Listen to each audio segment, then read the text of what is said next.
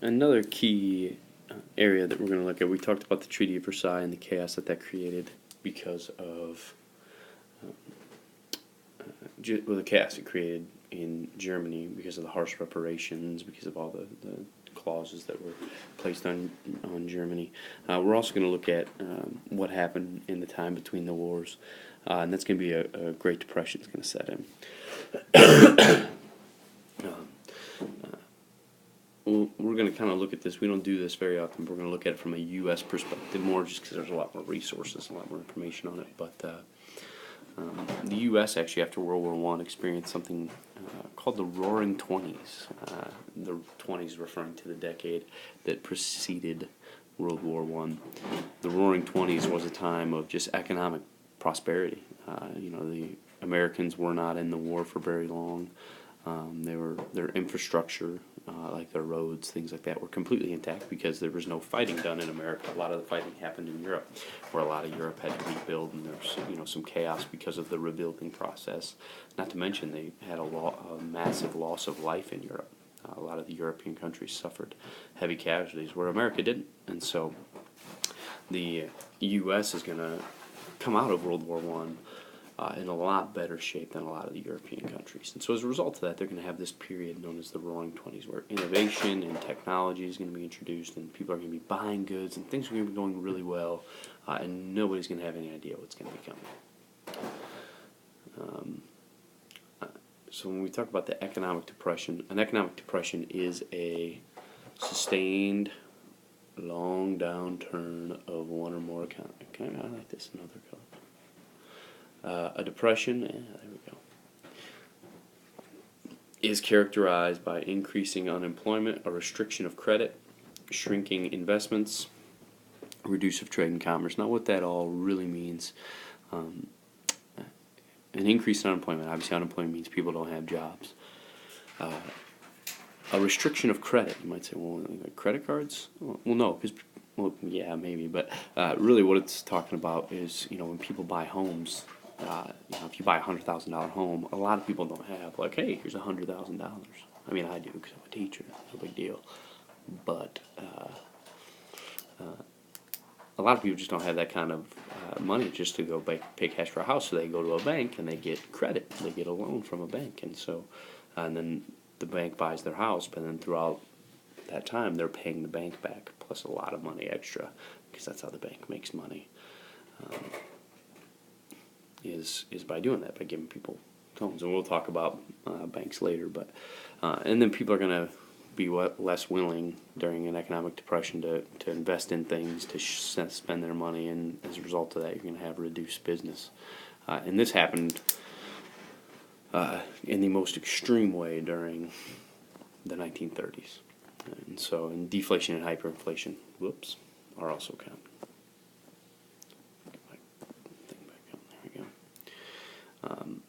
A couple causes of the Great Depression that we're going to look at, and it's hard to pin down. I mean, there's no like, well, these are the three definite. I mean, there's things that just happened that people can look back and say, well, this obviously had a huge impact. Well, this had a huge impact.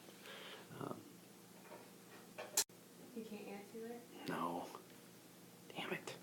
All right, as I was saying, there's a lot of causes to the Great Depression. A lot of things had to go wrong for having such a monumental collapse of our financial system.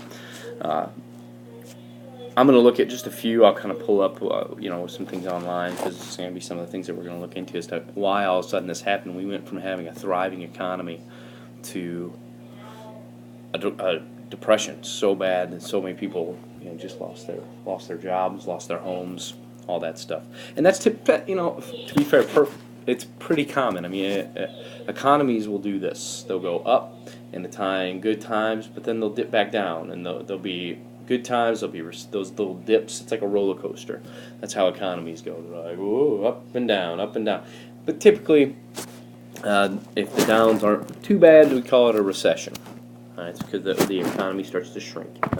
Things aren't going as well, and you get into a recession. So it takes some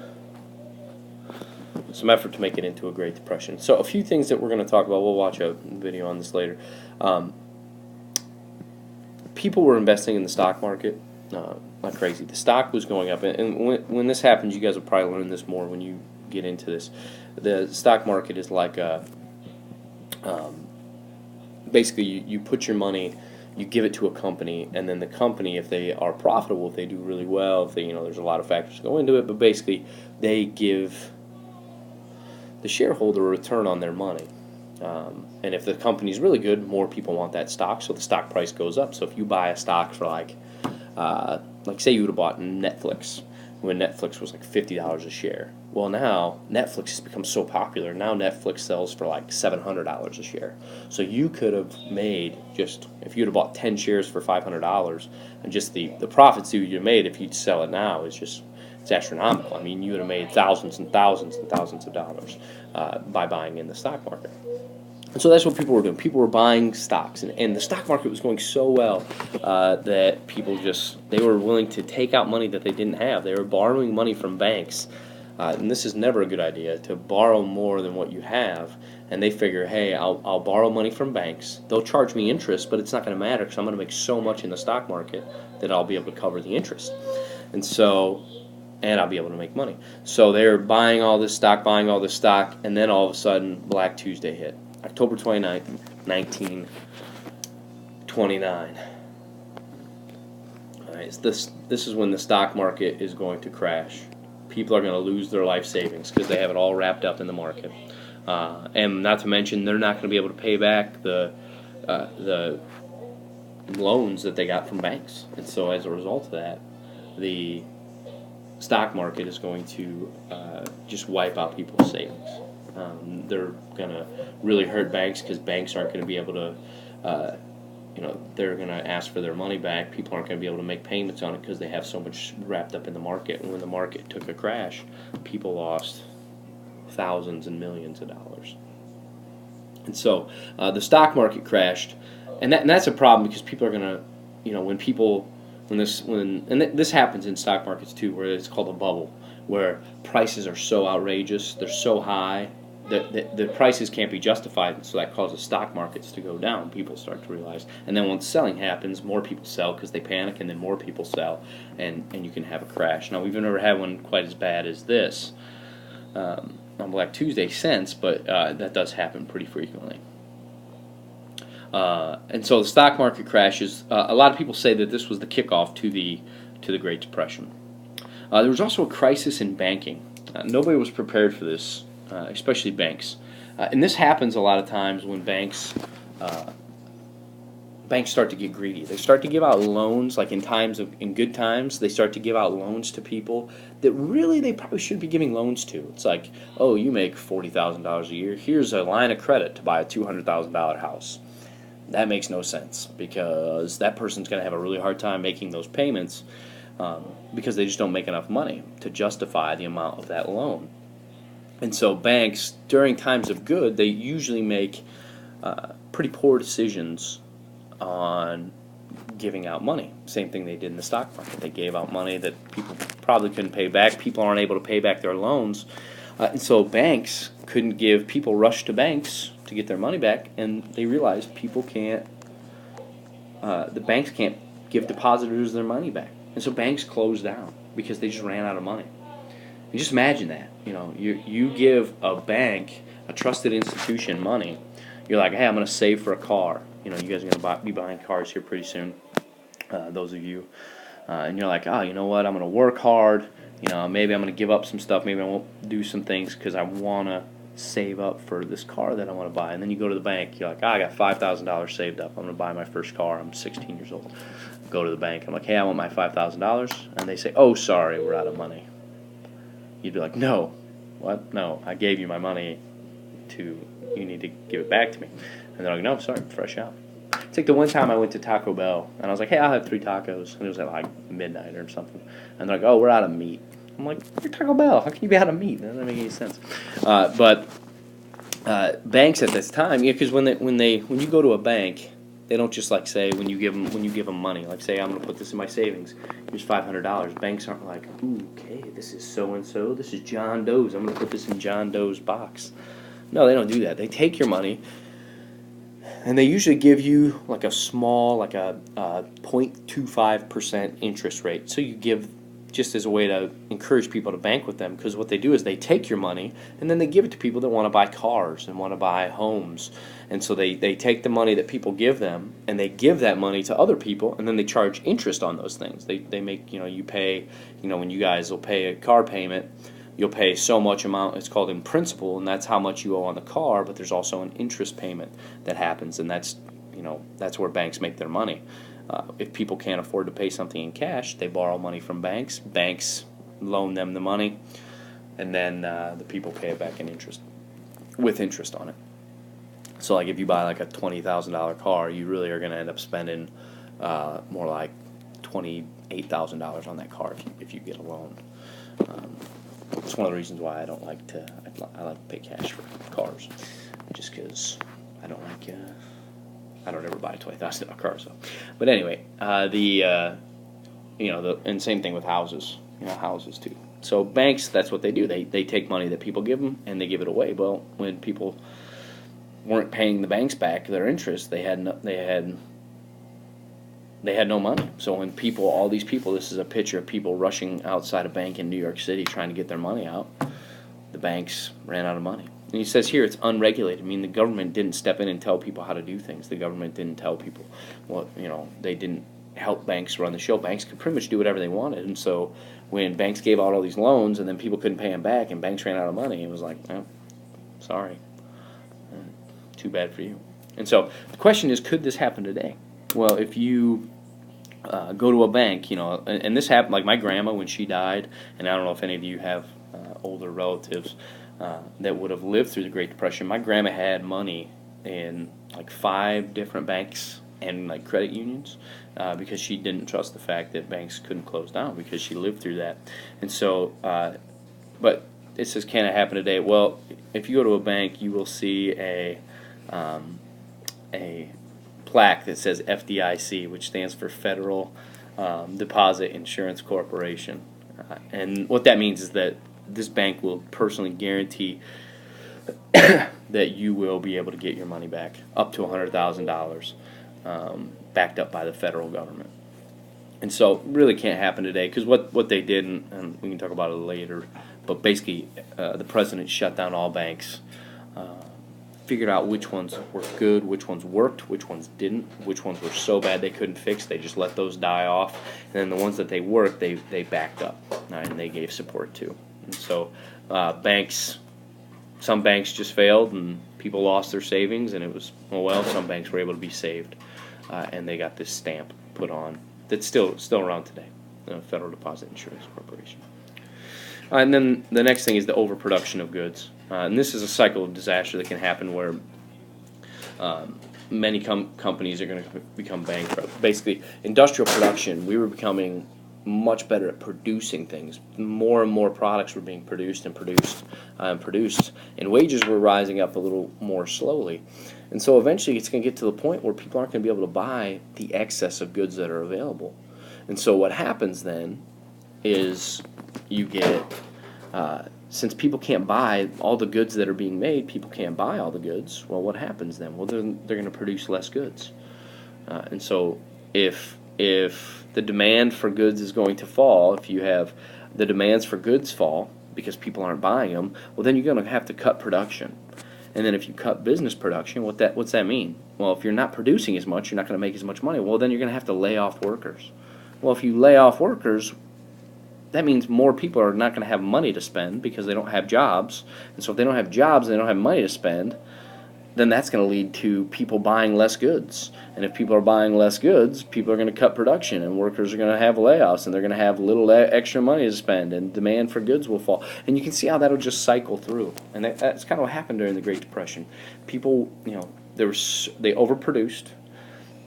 And this kind of happened with oil right now, actually. They've overproduced, and that's why oil is kind of dropping drastically in price, and some of these businesses are really hurting because they overproduce. There's actually a lot of oil between the Middle East and the United States.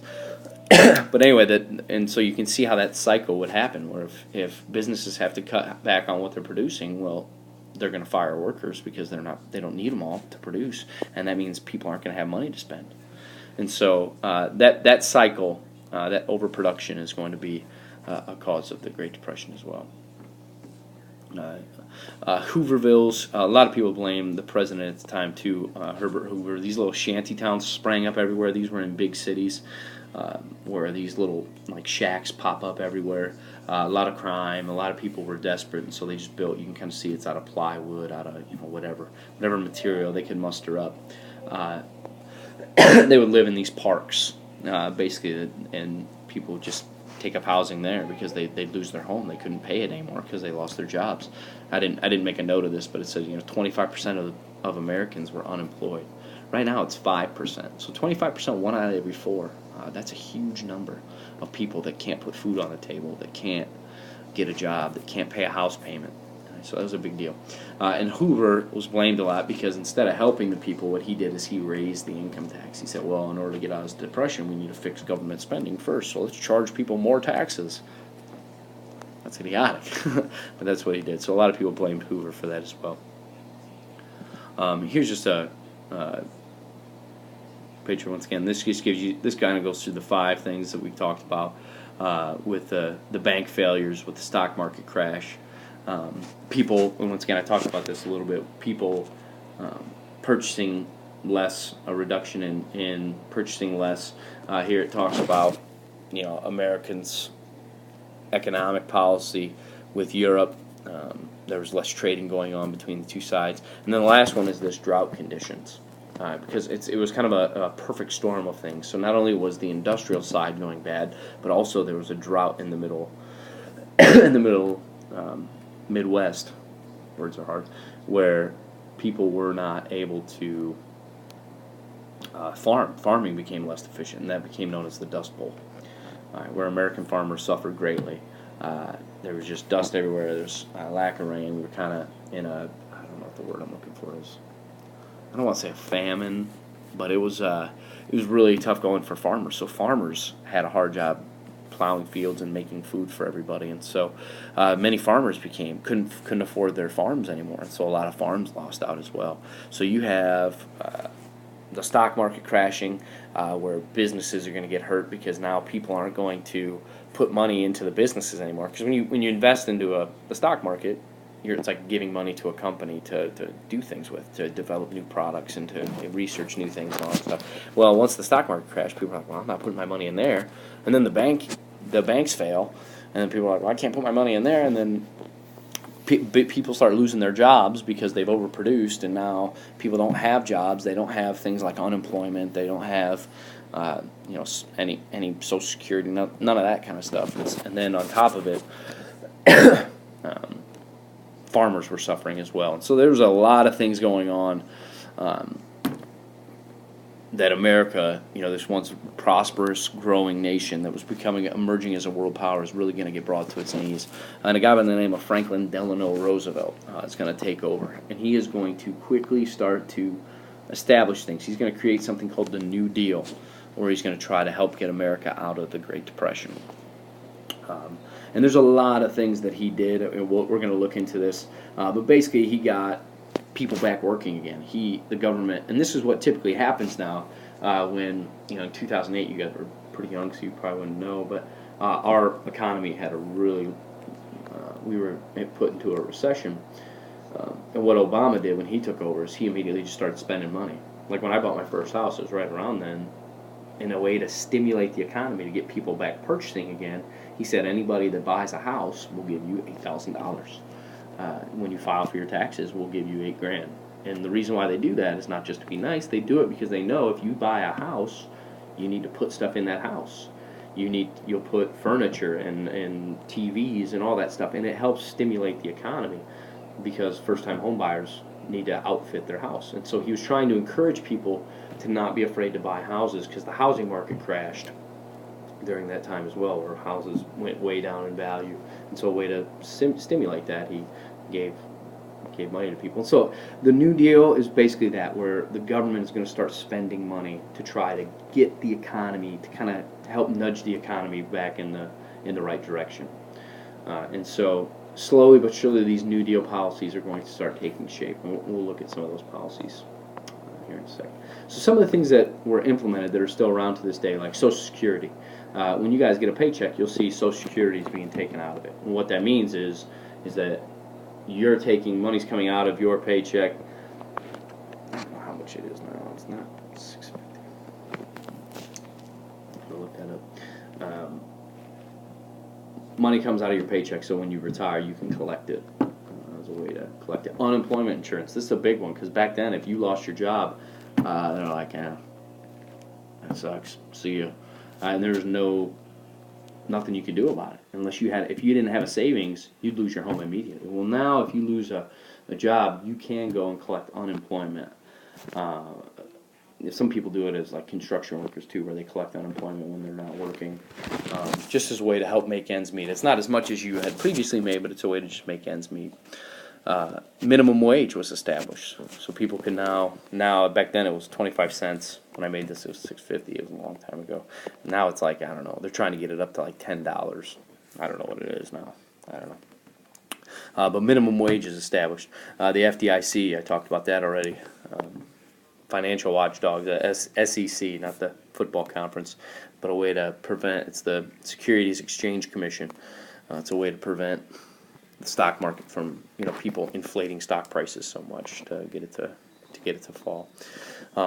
But basically, the outcome of the Great Depression, which we really want to hammer on, is it left millions of people unemployed. More importantly, governments are going to increase their role in the economy, and when people become desperate, there's one thing that we know: desperate people will do desperate things.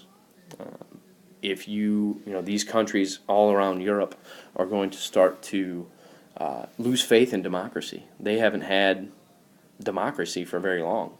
I mean, because we talked about during the Enlightenment, there were kings and queens that ruled most of Europe. A lot of these countries, it's pretty new. Democracy and capitalism are pretty new. They've only been around for probably 100 years. And so people are going to start to lose faith that this works. Because all of a sudden, Europe, the United States, there's 25-30% unemployment. They're going to be like, this doesn't work. This isn't right. And so they're going to start turning to people like communist dictatorships. You're going to start seeing a group of people called fascists, the Nazis. You're going to see a lot of people be willing to say, hey, let's give up some of our rights to these lunatics. They don't think they're lunatics at the time, but these people who say, if they make these promises that if you give me control, I'll fix our economy, I'll fix our country, I'll return it to greatness. That all sounds good, and so they're willing to give up some of their rights in order to have these radical leaders take over.